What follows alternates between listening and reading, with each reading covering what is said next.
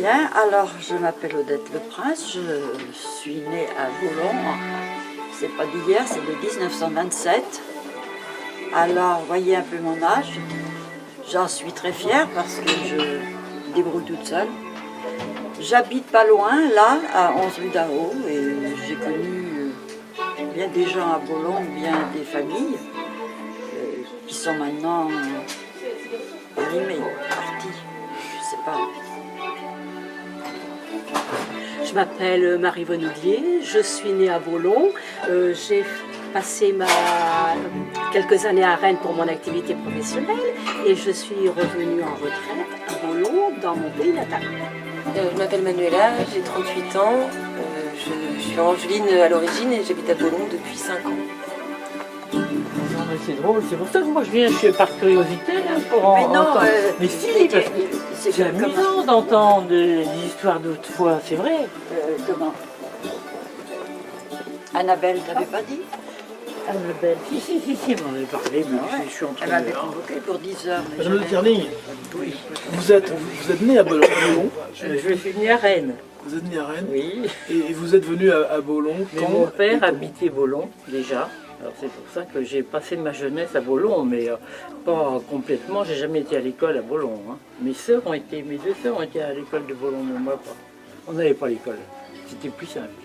D'accord. Et après, je suis parti à Paris. Mais en retraite, on est revenu à Boulon. Parce que mon mari a restauré un vieux manoir qui nous avait été donné par mon père. Et qui baignait même dans l'eau, parce que c'était un ancien, autrefois c'était un château fort. Et maintenant, heureusement, il n'y a plus que l'aile qu'on a restaurée. C'est suffisant. Et plus d'eau. Ah si, il y a de l'eau. Encore. Si. Mais il ne baigne plus dans l'eau. Si. Ah si. C'est un très bel endroit. Il y a toujours 2 murs dans l'eau. Oui. La campagne à l'époque, c'était pas drôle, hein, c'était pas drôle. Les gens étaient heureux comme ils étaient, je pense. Évidemment, on ne roulait pas sur l'or. Hein. Mes parents étaient agriculteurs. Avez-vous le souvenir, par exemple, de l'arrivée de l'électricité? Ah oui, ça oui. Oui, je n'étais plus à Boulon à ce moment-là. J'étais déjà travaillé à Rennes, mais ça a été une sacrée révolution, ça. Vos parents habitaient toujours Boulon? Mes parents, à l'époque, oui, mon père a vu l'électricité. Arrivé à Boulon, on est bien d'accord Arrivé à avec ça. Boulon, j'étais pas là, mais quand ils m'ont raconté que l'électricité était là, moi je leur ai dit, c'est très bien, on va vous emporter à télé. Et vous-même Moi aussi, j'ai vu l'arrivée de l'électricité dans la ferme où habitaient mes parents. Je me souviens, écolière, avoir appris mes leçons à la lumière de la lampe à pétrole qui était posée sur la table. Ah oui, bien sûr. Ça, c'était tout ça. Donc c'était un bonheur incroyable à l'arrivée de l'électricité. Vous pouvez dater à peu près? Alors là, c'est compliqué. Ah, alors là, c'était, dans les années 50.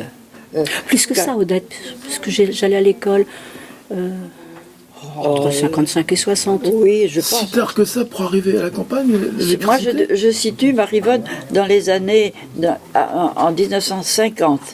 En 1950, je suis sûre, je suis partie. Moi, travailler à Rennes en 1950. Or, à l'époque, mes parents avaient déjà l'électricité. Oui, alors, parce que pendant la guerre dans la campagne, ici, il n'y avait pas l'électricité. Non, il n'y avait pas l'électricité. Est-ce que vous pouvez décrire un peu comment était le village de Boulon quand vous étiez enfant, par exemple? Qu'est-ce que vous diriez?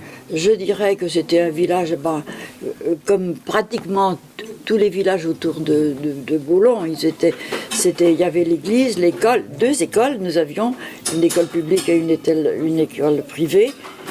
Et apparemment, ils ne s'aimaient pas tellement. Mais enfin bon, on se supportait. Nous avons déjà eu des échos. Des échos là-dessus. À Boulon, On est en Bretagne, hein. Il ne faut pas se plaindre, à Boulon, on avait un instituteur public, mais qui était réellement un instituteur, qui ne prenait pas parti. C'était déjà quelque chose. Eh bien, moi, je me souviens surtout des nombreux artisans, des nombreux bistrots qu'il y avait dans le bourg. Et puis, je crois qu'on en avait une dizaine. toute une animation villageoise. Nous avions au moins une dizaine de cafés. Hein. On en a parlé le jour de où on a fait la journée du patrimoine, où on a fait le tour du bourg. Oui, il y avait énormément de cafés à cette époque-là. Oui. Et les gens étaient très cathos à Boulon. Et quand il y avait la messe le dimanche, il y avait 3 messes le dimanche. On n'a plus maintenant, on est 3 mois sans en avoir. Mais maintenant, autrefois, il y avait 3 messes. Et les gens arrivaient, sortaient de la messe, mais ils se retrouvaient tous. Parce qu'il n'y a pas de moyen de locomotion pour aller d'un bout à l'autre du village. Et vous avez vu cette campagne de Boulon évoluer? Oui, et ce qui me fait je trouve ça très triste parce qu'il n'y a plus assez d'agriculteurs maintenant. Et ils tirent dur. Ils n'osent plus maintenant, ils sont mal à l'aise, hein. C'est surtout ça. De ce qu'il y en avait, oui. Dans notre enfance, c'était des petites exploitations qui parsemaient le territoire partout. Hein. Il y avait de la vie, Il y avait de la vie. Et des familles nombreuses. Oui, et donc, une vie de famille qui n'existe plus maintenant. Maintenant, on ne se connaît plus. On se croise en voiture. C'est pour ça, je dis, à la sortie des messes, c'était vraiment... fallait entendre les gens qui se parlaient entre eux. Tu n'as pas connu ça? C'est vrai, ils allaient tous au bistrot. Oui, les bistrots autour de l'église étaient pris d'assaut à la sortie des messes. Il y avait d'abord le garde champêtre qui donnait les informations. Ting, ting, ting, là sur le tambour, et qui donnait les informations, celles qui étaient vraiment, qu'on pouvait considérer comme des informations quand même. Hein, parce que, et alors, quand c'était fini, 3 coups de tambour, et tu voyais une envolée de gens qui allaient au café en face, à la geôle. Les hommes principalement. Oh, les femmes aussi. Les femmes aussi. Ils allaient boire leur café. Oui, mais elles allaient ensemble. Elles allaient ensemble. Les hommes allaient ensemble et les femmes allaient ensemble. Ah oui. C'était pas les mêmes conversations. Pas du tout. Ça n'était pas mixte. Non, mais c'est très net, ça, ce truc-là. Vous, dans votre enfance, est-ce que la forêt de la Muse, qu'est-ce que ça représentait pour vous, la forêt de la Muse, dans votre enfance? C'était quoi? Elle qui était... Moi, je peux en parler. Elle est née dans la forêt. Parce qu'elle a traversé tous les jours pour aller à l'école. Pour aller à l'école. Nous habitions à 3 km du bourg et on venait à pied à l'école. Et donc, il fallait... D'abord, il n'y avait pas beaucoup de routes, mais il fallait trouver des chemins de traverse. Et alors, notre chemin de traverse, c'était de contourner le château tous les jours, matin et soir, de traverser la forêt. Et on atteignait la route au Calvaire, qui est dans le bas de la côte de la Planche. Et bien D'accord, dégagé, Calvaire, non, voilà. oui. Et là, on accédait à la route et à la civilisation. Voilà. Et on montait la côte de la Planche, et là on rencontrait Bertine, la lavandière, qui descendait la côte avec son paquet de linge, sa berouette, avec son paquet de linge, sa boule de bleu, son battoir, la boîte à laver, le petit bois sec pour faire partir le feu, et quand elle rencontrait les écoliers, elle savait qu'il était à peu près telle heure, puisque nous on devait être à l'école pour 8 heures, et donc là on était à 20 minutes du bourg, quoi, donc ça lui donnait l'heure. Et le soir, quand on redescendait, ça lui donnait encore l'heure, mais avec beaucoup d'écart, parce que quelquefois on avait tellement traîné sur la route que c'était plus du tout un repère. Mais dites donc, pour des enfants, à 8h le matin, à traverser la forêt de la Muse, c'était impressionnant. Oui, il n'y avait pas des Non, enlèvements. on trouvait ce lieu-là comme un lieu enchanteur. On profitait des saisons. L'automne, je me rappelle, et l'hiver, on traînait nos pieds dans les feuilles. Ça faisait une sorte de musique et tout. Puis on était nombreux. Et les toiles d'araignée. Des toiles d'araignée le matin, c'était magnifique. Ah oui, dans le soleil levant. Vous sentiez que vous étiez différent des gens de la ville ou vous aviez la même chose? La ville vous attirait? Mais non, mais attendez, attention, à l'époque, ils n'allaient pas en ville, les gens. Exactement, on n'avait même pas de comparaison. On ne connaissait pas la ville. Ils n'avaient pas de voiture pour aller en ville. On ne connaissait que notre environnement. Oui. On se sentait un petit peu différent des filles du bourg, qui étaient les filles des artisans commerçants, qui avaient une vie plus facile que nous, qui avaient des trottoirs déjà, alors que nous, on arrivait à l'école avec des chaussures crottées comme tout. Mais c'est bien la seule nuance qu'on sentait. Hein. Oui. Elle n'est pas si grande que ça. Oui, moi je m'en rappelle. Mes plus grandes copines, c'était les filles Trolluyer, là. Madeleine Bon, ben, on ne faisait pas tellement de différence. Hein.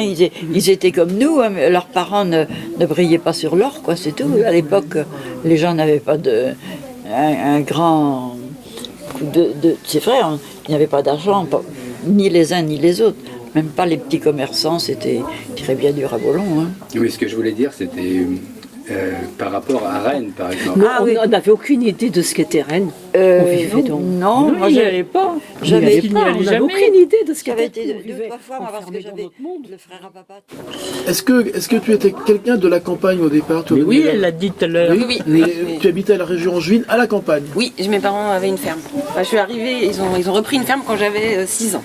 Jusqu'à 6 ans, j'ai vécu en HLM, dans une petite ville de 7000 habitants. Et à 6 ans, ils ont repris la ferme de mes grands-parents, et donc je suis partie habiter à la campagne. C'est un petit peu ce qui t'a... Alors, motivé ce qui est pour- paradoxal, c'est que j'ai pas été contente de partir à la campagne quand j'avais 6 ans. Puisque j'avais grandi Tes dans amis. un HLM et j'avais plein de copains forcément Voilà, autour de oui. moi. Et donc partir à la campagne, c'était s'isoler. Donc je me rappelle que j'étais très triste de quitter la ville.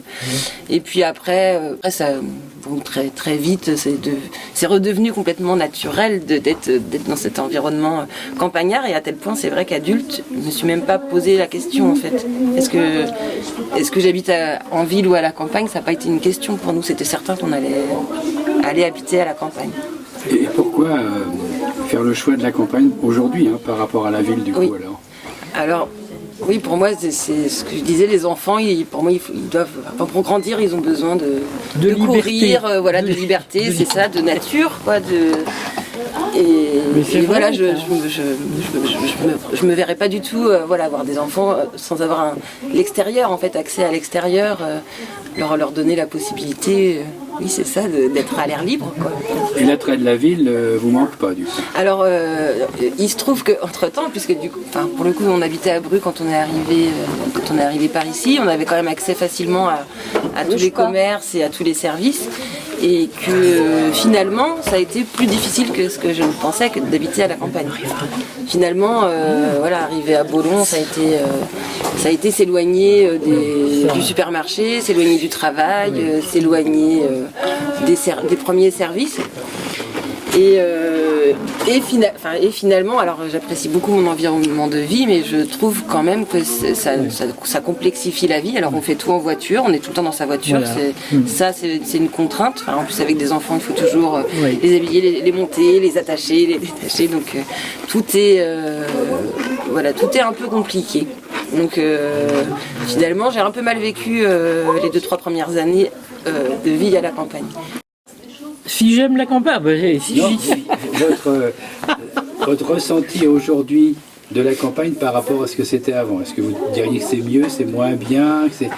Ah, je trouve qu'il y a beaucoup de contraintes à la campagne quand même, parce qu'il y a l'isolement d'abord, parce qu'avant on était très nombreux à la campagne, maintenant on est beaucoup plus isolés, et puis il faut toujours prendre sa voiture.